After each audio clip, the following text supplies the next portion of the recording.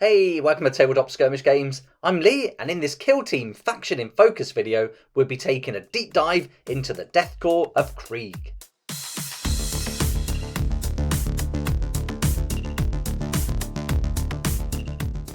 Here we go, here's the Death Korps of Krieg for Kill Team, and in this video we're going to take a deep dive, going into lots of detail about everything that we can do with this kill team. So here's mine that I've painted up, and these were taken from the Kill Team Octarius box set, a great box set with two awesome kill teams included.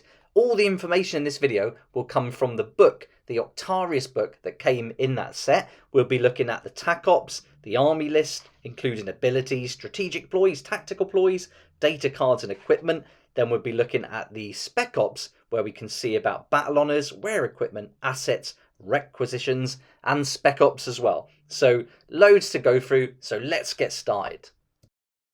The warriors of the Death Korps of Krieg veteran kill teams have been through some of the most horrific battles imaginable. They have fought in mud-filled trenches, jungles teeming with man-eating creatures, and through artillery-blasted cityscapes. They've seen more blood and death than most other Imperial Guardsmen will see in a dozen lifetimes. Each veteran is a highly skilled soldier, their abilities demonstrated on battlefield after battlefield, and many such warriors become specialists such as snipers, medics, and communications experts. These individuals are often lone survivors of squads and frequently act as a group of individuals as much as a coherent unit.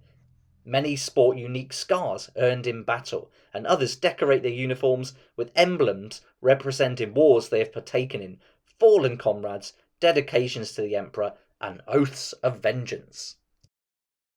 That's a very brief introduction to the Death Korps of Krieg veteran guardsmen, but if you check out all the information in the Octarius book, there's loads to read on their background, and it's a great way to get to know them. When it comes to personalising your own kill team, you get a names and demeanours section in the Octarius book, starting with this naming table. You're also going to get a kill team name table that you can roll randomly, or you can choose, or you can even just make up your own. You don't need to use these tables. You'll also get a background, and this can help you with some narrative and just to flesh out your kill team. Maybe this will influence how you play them as well. And then you're also going to get a table for the different bases of operations. This is going to come into effect when you play the narrative campaign. And then finally, you've got one other table, which is the squad quirk. And again, this can just help you with your narrative, maybe give you some ideas about how you might like to play the game. Once you've gone through all the tables, it's time to start looking at the rules, beginning with the Tack Ops. And if your faction is a veteran guardsman, you can use the veteran guardsman Tack Ops that we're going to go through now. And it'll tell you when to use these in your mission sequence. These Tack Ops give you certain things to achieve to give you extra victory points. So the first one here is boots on the ground, and so it gives you the list of conditions and how you can achieve it. And so this is the first one, and it also tells you at the beginning when you reveal the Tack Op. So it says for this one, we reveal it at the end of any turning point. But the others, like Standfast here, you can reveal this Tack Op in the reveal Tack Op step of any turning point. And so again, this is going to give you some different things to achieve and a different way to earn some victory points. Altogether, you get 3 for the veteran guardsman, and this is the third one, Glory in Death. Again, we reveal this Tack Op at the end of the battle, so this is different to when we reveal the other two. And just to read out this as an example, if more friendly operatives were incapacitated than enemy operatives, but you scored more victory points from the mission objective, then you'll score an additional 2 victory points. So these are really fun, and again can influence how you might play your game. So during the battle, you might take a different approach with one of these Tack Ops in mind. Here we've got the veteran guardsman kill team, and you'll notice at the top it says archetype, and there's this security. Now this gives them access to further Tack Ops in the core book, and you'll find the security Tack Ops on page 139. So I'm not going to go through those in this video, but there's an extra 7 Tack Ops in there, as well as the 3 we've just gone through. Now let's have a look at the operatives we can choose for our kill team. And it says here that our kill team will consist of 10 veteran guardsmen and 1 ancillary support. And we start off with 1 sergeant veteran, so we have to come with 1 sergeant veteran. And they're going to be equipped with one of the following options. You've got the bolt gun, bayonet, bolt pistol with las pistol or plasma pistol, then a chainsword or power weapon. So you have to pick one of those combos. That'll leave you with 9 places on your kill team, and from there we'll pick 9 veteran guardsmen from the list that you can see here. And there's loads of different operatives, and we're going to go through all their data cards in this video so you can get a good idea of what they're all about. But there's so many different options here, lots of different weapons, really great fun. But there is one thing to note, and that is that trooper veterans can be selected up to 9 times, but each other operative can only be selected once. So if you like snipers, you can only take one of those, for example. So as well as our 10 veteran guardsman operatives, we can take one ancillary support option with us as well. And we've got 2 to choose from. One is called Trooper Veterans, and for this ancillary support, we can add 4 Trooper Veteran operatives to our kill team. The second option you've got is the Veteran Guardsman Tactical Assets, and there's going to be 4 of them to choose from altogether, but you can only take 2 of those 4 with you as your tactical assets kind of pack. And so the 4 are Artillery Barrage, Marked Airstrike, Guided Missile, and Strafing Run. So you can take 2 of them at a time. You can use no more than 1 tactical asset per turning point, and each tactical asset you have can only be used once per battle. So let's have a look at the different tactical assets. And again, there's 4 altogether.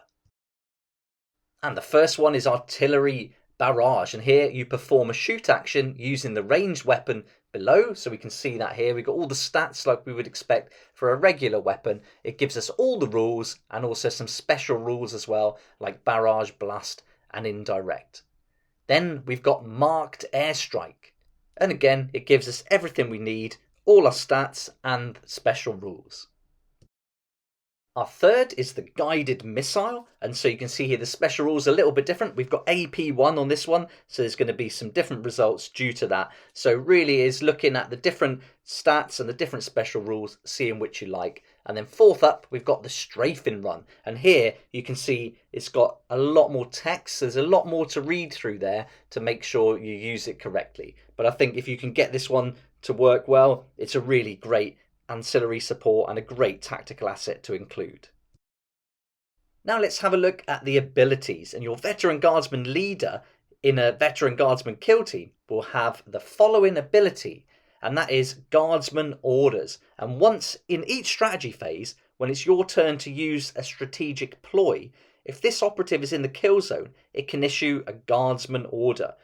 If it does, all friendly veteran guardsman operatives within read of and visible to it are issued a Guardsman Order, and each time a friendly operative issues a Guardsman Order, you select one Guardsman Order to take effect until the end of the turning point. So let's have a look at the different Guardsman Orders. So the first is Move, Move, Move, and as it suggests, we're going to increase the movements. This is going to help push your operatives forward. The second is Take Aim. This is going to improve their aim because they can re-roll attack dice. So that's really great as well. Then we've got Hold Position. This is going to improve their defense as they can re-roll any or all of the defense dice results of 1. And then we've got the final Guardsman Order, which is Fix Bayonets. And this is going to help you with any combat. So any close combat, you can improve your chances of success with this order. Next, let's take a look at the strategic ploys available to our veteran guardsmen. And there's going to be 4 altogether included in the Octarius book. And the first is Overcharge Lasguns. So this is going to change the stats for your Overcharge Lasgun. And it's also going to give you some special rules as well. So you can see as a standard Lasgun, there's no special rules. But once we overcharge it, we've now got AP1 and Hot. So that's going to have a bit of an effect in the game. Then we've got another strategic ploy called Take Cover. Again, it's 1 command point for this, and until the end of the turning point, each time a shooting attack is made against a friendly guardsman operative, if it's in cover, improve its save characteristic by 1 for that shooting attack. So that could be quite handy if you're trying to stay in cover and hold a position perhaps. If you're trying to push forward and get stuck in with the enemy, you might want to use Into the Breach. Again, 1 command point. And I think this is certainly good early on in the battle because each friendly guardsman operative within your drop zone can perform a free dash action but must finish that move closer to the enemy's drop zone. So if you want to push forward early on, I think this could be a good way to go. Then you've got clear the line, again one command point, and here this is going to help you in close combat, as before rolling your attack dice for combat, you can retain one as a successful normal hit without rolling it. So I think that's really great. So these strategic ploys, kind of similar to the abilities in what they kind of do for you, and so you can see how you might want to use them tactically. Speaking of tactics, now let's have a look at tactical ploys, and we can use tactical ploys during a game as well, and so these are going to all cost one command point each, and the first one is inspirational leadership, and this is linked to the ability we just went through, which is the guardsman order ability, so we can use this during a guardsman leader's operatives activation. Next one is called In-Death Atonement, and we can use this if an operative is incapacitated, and we can make sure they're not removed from the kill zone until the end of your next activation, and they don't count as being injured either. And the final one is called Combined Arms, and this is good if you've already made an attack against an enemy operative with another model. If you use this model to attack them, then you can re-roll any or all of your attack dice for that shoot and attack. So that has to happen in the same turning point, but I think that's pretty handy if you want to take down a tougher enemy operative. That's quite a lot of information there to go through, but we've got to the point now where we can start looking at which operatives to bring into our kill team. So everything we've gone through so far is really about the tactics and the different things we can use in our game to influence how we play. But now let's start focusing on the different operatives, and the first one is the Sergeant Veteran, and so we're going to need to bring in a leader. So this is going to be our guy, and here you can see he's got a movement 3, a action point limit of 2, group activation is 1, so he's going to activate on his own, the defense is 3, the save is 5+, and he can take 8 wounds. You can see there's lots of options here for different weapons, but remember when we looked at the operatives, for your Sergeant Veteran, you've got to choose a bolt gun and a bayonet, or you can choose bolt pistol, las pistol, or plasma pistol with a chainsword or power weapon. So those are your two kind of conditions, and these are all the different weapons then with their different stats. So this is where you'll take your time going through each of these weapons, weighing up the pros and cons, looking at the different damage they can do, the special rules they come from, and deciding which weapons to include. Now all these special rules can be found in the appendix section, and I've done a separate video on that just goes through them briefly and just examines them a little bit with some quick examples. So hopefully that'll help you out and just give you a good idea of what these different special rules are all about. So once you've chosen the different weapons, then you can see at the bottom you'll have your abilities, and here we've got Guardsman orders that we've gone through, and that's on page 44 of the Octarius book. And then you've got unique actions, and our Sergeant Veteran doesn't have any of those. Then we've got the keywords. Then finally in the bottom right hand corner we've got the specialisms, and this is all to do with your battle honours that you'll use in your Spec Ops narrative campaigns. So our Sergeant Veteran has got access to 3 specialisms, so he can be combat, staunch or marksman. Next we've got the Trooper Veteran, and you can see here he's got a movement 3, action point limit 2, the group activation is 2, so the Trooper Veterans are going to activate 2 at a time. Then we've got the defense of 3, save of 5+, and he can take 7 wounds. The weapons here are really simple, no decisions to make. You're going to get a las gun and a bayonet. No special rules, no abilities, no unique actions, and then you're going to get access to 2 out of the 4 specialisms. Next we've got the Sniper Veteran, one of my favourites, and you can see with the physical profile on this one is going to be the same for all the other operatives we go through in this video. So it's a movement of 3 white, an action point limit of 2, group activation of 1, so they're activating on their own now, defense is 3, the save is for 5+, and wounds is 7. The Sniper comes with the long las, and he's going to get a critical hit rule, which is the mortal wounds rule. So this is really good for him. He's also going to get an ability, and it tells us that each time this operative is activated, so long as it does not perform a normal move, charge or fallback action during that activation, its long las gains the silent special rule for that activation. So this is really useful because it's going to enable our Sniper to remain with a conceal order and still be able to shoot. So that's a really nice ability.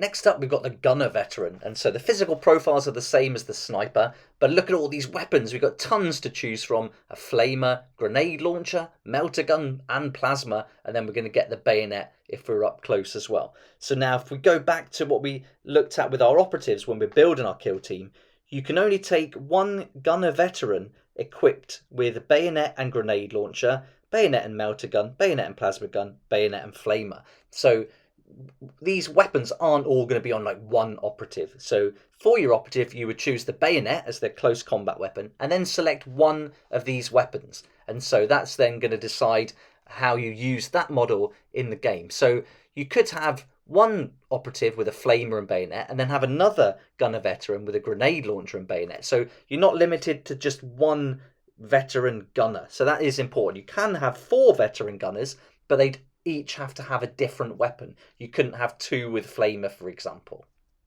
And again, this is the time where you really need to study that appendix. Look at all the appendix rules for special rules, critical hit rules. The melter gun, for example, has got mortal wounds of 4, which is really great. And then we've got all the different blast, torrent, range rules, AP, and so HOTS. We've got lots going on there. So really study the appendix and decide which one is going to suit your gameplay the best. And then there's going to be no abilities and no unique actions for any of the gunner veterans you choose. Next up, we've got the confidant veteran, and he's got some conditions that are listed in the operatives section. And it tells us that the confidant has to be equipped with one of the following options: bolt gun or las gun with a bayonet, or bolt pistol or las pistol with a chainsword. So very similar to our sergeant veteran, we have to choose specific combinations of weapons there. So again, weigh up those special rules and see which ones you like the sound of. Then we've got some abilities. So this is great. There's going to be 2 altogether. One's called second in command and one's called directive.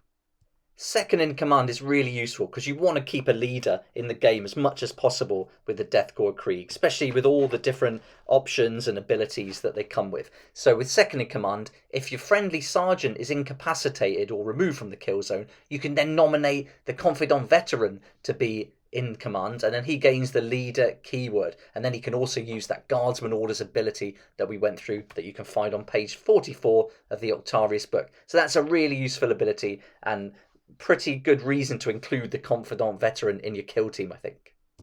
The directive ability is also quite useful because there's some conditions to meet, but if you get those conditions right, you can activate another operative straight after this one, as if you're given an order. So I really like this. Some 2 really good abilities for the confidant veteran. Next, we've got the demolition veteran, and this is quite interesting. Here, the difference to the ones we've seen with lots of different weapons is that this one can either use the las gun or the remote mine during the game, so you can take both into battle with him. So that's really good, and that remote mine is going to come with some great special rules: AP1, detonate, and silent. Now, you're not going to find detonate in the appendix because that's written here on his card, and so we've got an ability called detonate and a unique action called plant mine, and that's going to affect how he uses that remote mine weapon. So lots to read through there, but a really interesting character to include in your kill team. I think this one's really great. The plant mine is especially good because you can place a mine within 1 black of this operative, but then perform a free dash as if you're getting away from the mine, ready to detonate it. So I think that's really cool how they've done that. Next up, we've got the Zealot veteran, and he's going to get a las gun and bayonet. Nice and simple there, no special rules or critical rules. But he's got an ability called the Emperor Protects, and each time a shooting attack is made against him, in the roll defense dice step of that shooting attack, you can re-roll any or all of the defense dice. So that's going to be pretty handy. And he's also got a unique action called Uplifting Primer, and this is 1 AP to use, and until the end of the turning point, while a friendly veteran guardsman is within blue of this operative, that friendly operative is classed as being uplifted.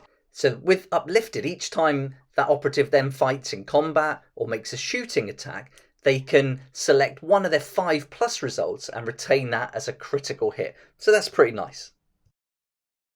Next, we've got the medic veteran. Weapons nice and simple again, las gun and bayonet, but the ability and unique action are what make this a really interesting operative. With the medic ability, you've got the chance to revive an incapacitated operative.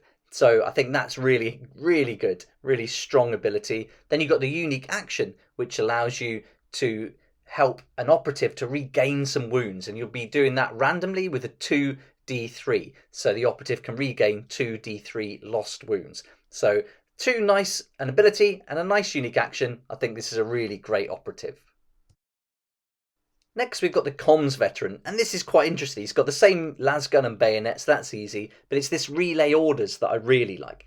So with the leader, he's got that ability of guardsman orders, and usually the operatives have to be within 1 red of and visible to him to be able to issue them with a guardsman order. But our comms veteran can relay that order to any operatives in the kill team, or all of the operatives in the kill team. So that's really interesting. And they don't even have to be visible. So this is brilliant. So there is a cost, and that is subtracting 1 from the comms veteran's APL. But then, for example, say you choose the move guardsman order from your leader, and you issue that to operatives within 1 red of them.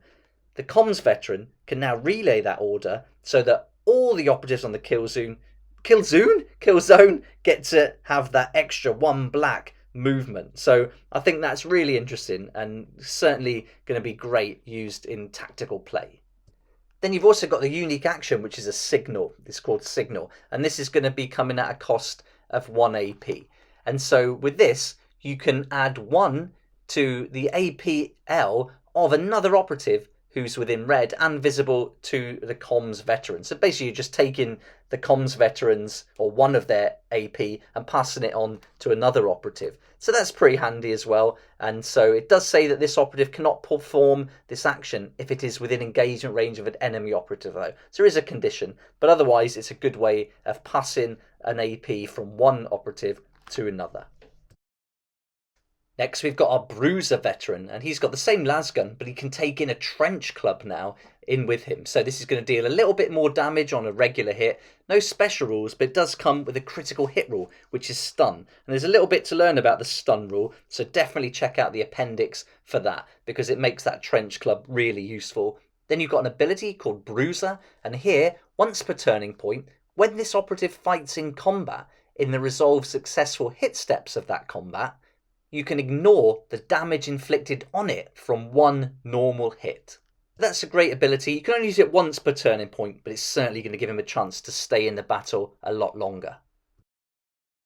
Now we've got our hardened veteran. I really enjoyed painting this one, a great miniature, and he's got a bionic arm, which is so cool, and that's going to deal a lot more damage, 4 on a normal hit, 5 on a critical hit, but no special rules or critical hit rules either. But he does come with an ability which is called Hardened by War, and I much prefer these shorter abilities, a lot easier to digest. And it tells us here that each time this operative would lose a wound, roll 1d6. On a 5+, that wound is not lost, and you can ignore any or all modifiers to this operative's APL. So that's handy, especially if someone's coming at you with a stun rule. So that's really good. Now we're on to the final data card, and this is for the Spotter veteran. And here we're going to get the lasgun, but he's also got this mortar barrage, and that's going to come with a ton of special rules. As you can see, it's got barrage, unwieldy, blast, and silent. So an awful lot going on there. Really check out that appendix for all of those. And he's also got a unique action called Spotter. Now that's going to cost him 2 APL. So if he wants to use this unique action, that's pretty much all he's going to be able to do in that activation. Some of these unique actions and abilities are worded in a real wordy way, and this is one of them and here. So there's quite a lot to read through and break down in this. But basically, you can give your after this activation, you can immediately activate another operative, and there's some conditions as to who can qualify for that. And then they can then attack another enemy operative as if they had an engage order. So even if they're concealed, as long as you meet all the conditions, they can be attacked. I think this is one of the cases where this is best explained when you play it. When you play it out, it's pretty obvious and it works, but reading it, the way it's worded here, really difficult, overly complicated, but I think when it's in play, a lot simpler. Now we've gone through all the data cards, we can look at equipment, and veteran guardsmen operatives in your kill team can be equipped with equipment, and there's a list of which equipment you can give them, and this is going to be specified in your mission sequence. Now any equipment marked with an asterisk, can be selected a maximum of once, and each operative can be equipped with no more than one of each item. You can find all these different pieces of equipment on page 52, and so lots to read through. They come almost as another weapon, so you've got different special rules and things like that. So you can see there's quite a lot. You've got a hot shot capacitator pack, you've got a rosary, a hand axe, a trench shovel, you've got the frag grenade, so this is going to do some damage, loads of special rules with that one. And then you've also got a crack grenade, again that's going to come with range, limited, indirect, AP1. You've got chronometer, and then finally topographical chart. So these are all going to cost you different numbers of equipment points as well. Everything we've gone through is pretty much going to cover you for open play and match play. But if you want to play the Spec Ops narrative campaign play, there's going to be a load more rules that you can bring in. And so let's have a look at those Spec Op rules now. And the first one are going to be for the battle honours. And what this is going to do is it's going to give you 6 battle honours that are unique to the veteran guardsman. So as well as the ones you can choose from the different specialisms that we covered briefly earlier on, you can also choose for your veteran guardsman battle honours from the veteran guardsman specialist table that you can see here. On page 54 of the Operative book, you've got rare equipment, and you can choose or roll randomly, and there's some great equipment here, 6 different items, and so you can choose from these instead of using the ones that come in the core book. So this is going to give you loads of options, and these rare equipment items are really specific to the Death Korps of Krieg. On page 55 of the Operative book, you've got assets, and this is all to do with your base of operations, so you can add assets from the Operative book on page 55, or assets from the core book. And again, these assets are specific for the Death Korps of Krieg. Page 56 of the Operative book gives you specific requisitions for the Death Korps of Krieg as well, so you've got the option of choosing from there or from the core book. And these are going to be a lot more built into the narrative of the Death Korps of Krieg, so much better to choose these, I think. And then on page 57, you've got 2 Spec Ops that are specific for the Death Korps of Krieg. They are Victory or Death, or Grand Offensive. And again, you can pick the ones from the core book, or you can pick these, and these are going to be a lot more designed with the Death Korps of Krieg in mind. And that brings us to the end of our deep dive for the Death Korps of Krieg, using all the information from the Operative book. And so now we know how we can play our Death Korps of Krieg tactically, using all those different options in the beginning, and we've looked at the data cards to choose which operatives to put into our kill team. So there's an awful lot of information to go through. I think that's one of the bonus things, one of the plus points for kill team, is that you can really focus in on one kill team and really plan everything you're going to do with them. You've got lots of options that are built into the narrative, and I think if you like playing strategically and using lots of different tactics, then this is going to be great for you. With so many different operatives to choose from, and including your kill team, you've just got a ton of different rules and special rules and critical hit rules, abilities, unique actions, and all these can overlap and affect what each of the other operatives can do as well. So I think there's a fantastic amount going on here, a ton of information to digest, and I think you could spend hours planning out exactly who you want to take into battle and how you want to play. I'd love to hear what you think about the Death Korps of Krieg, and if you've been playing them, what are your main tactics? What do you like the best from them? And who's your favourite operative as well? That'd be awesome to hear. So let me know in the comment section below. And I'll be doing more of these Kill Team Faction in Focus videos. I was planning to keep doing the fighter or the operative in focus, but I think it's better to stick to the factions. We've got a lot to go through. We've got the whole compendium. So the next one I'm going to do is a Kill Team Faction in Focus for the Grey Knights, and I think that'll be really cool to do. There's a lot less operatives, so we've only got about 5 or 6 to go through, so it'll be a lot shorter video for sure, but I think it'll be great fun. But for now, thanks so much for watching. Please like if you like it, subscribe for more videos like this, and don't forget to hit the notification bell to join me next time on Tabletop Skirmish Games. If you like this kind of content and would like to support the channel, then please check out my Patreon page, and thanks to everyone who's joined so far. It's really awesome. We hang out on Discord, talk about the hobby, share ideas and help each other out, and you'll get some perks there that you're not going to find anywhere else. So I'll put a link in the description, and it'd be great to see you there.